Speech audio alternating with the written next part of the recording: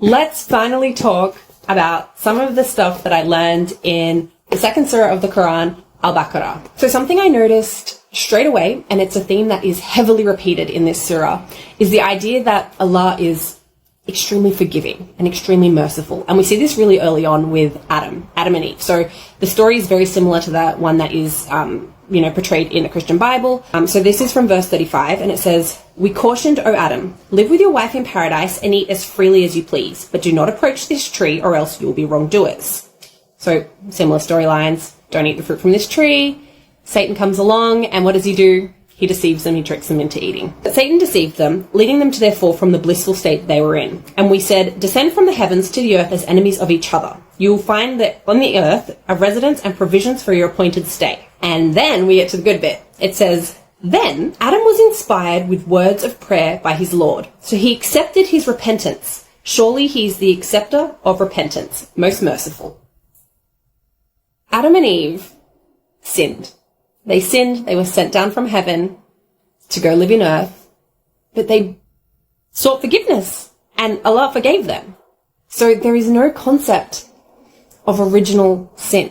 We don't inherit the sin of Adam and Eve. We're born with a clean slate until we can decide for ourselves if this is the path that we want to follow, or if we want to choose to follow a different path. Another thing that I really loved, and I think really touched me, is the idea that Allah is not trying to make your life difficult, okay? So he'll outline something, and then he'll say in the very next sentence of the Quran, "But if you can't do that, here is another way that you can please me. And if you can't do that, here is another way that you can please me." O believers, fasting is prescribed for you as it was for those before you, so perhaps you will become mindful of God.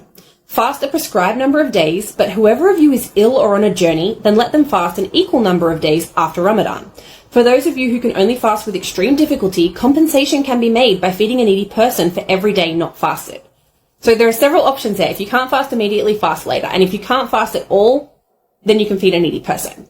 He has only forbidden you to eat carrion, blood, swine, and what is slaughtered in the name of any other than God.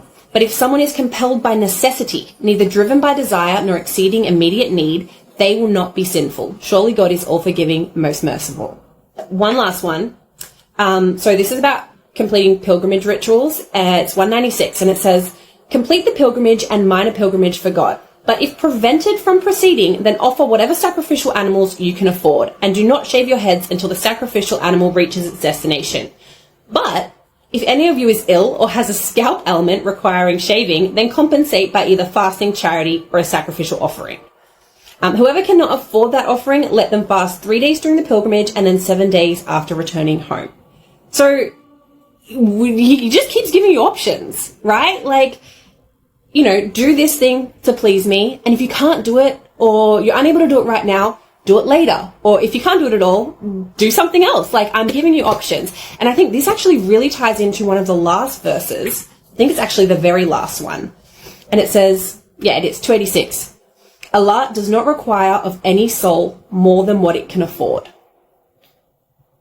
I think that's just so beautiful.